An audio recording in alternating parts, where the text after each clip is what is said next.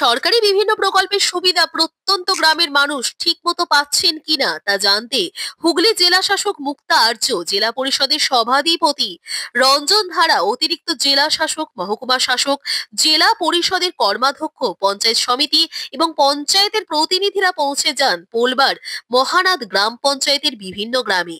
গ্রামের মানুষের সঙ্গে বসে জনশুনানিতে অংশ নেন জেলা শাসক। মহানাদের কাঠালিয়া সুদর্শন ঘুরে উত্তর দাঁতপুর গ্রামে মানুষের সঙ্গে মিশে তাদের পাওয়া না পাওয়ার কথা শুনেন জেলা প্রশাসনের কর্তারা। পানীয় জল, রাস্তা, আবাসের ঘর নিয়ে অনেকেই তাদের সমস্যার কথা বলেন। জেলা শাসক গ্রামবাসীদের বাড়িতে গিয়ে খোঁজ নেন তারা কেমন আছেন, দুয়ারে রেশন পাচ্ছেন কিনা, রেশনে দেওয়া খাদ্য সামগ্রীর মান কেমন তা যাচাই করেন। ইতিমধ্যেই বাংলার বাড়ি প্রকল্পের প্রথম কিস্তির টাকা দেওয়া হয়েছে উপভোক্তাদের। সেই কাজ কেমন চলছে তাও ঘুরে দেখেন জেলা শাসক। স্কুলে বাচ্চারা আসছে কিনা, তাদের জন্য মিড ডে মিল কেমন চলছে তারা খোঁজ নেন।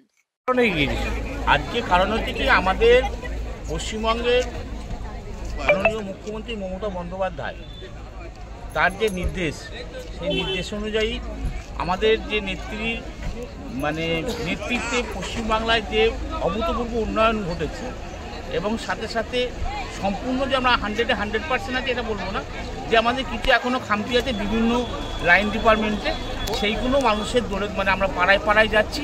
সেই পাড়ায় পাড়ায় গিয়ে তাদের সমস্যা অভিযোগের কথা আমরা শুনছি এবং সেটাকে দ্রুত যাতে সমাধান করা যায় তাদেরকে সেটা আমরা আশ্বাস রেখেছি। আমরা তাদের সমস্যার কথা শুনেছি এবং তাদের আগামী দিনে তাদের যাতে সমস্যার সমাধান হয় তার জন্য আমরা দেখছি বিষয়।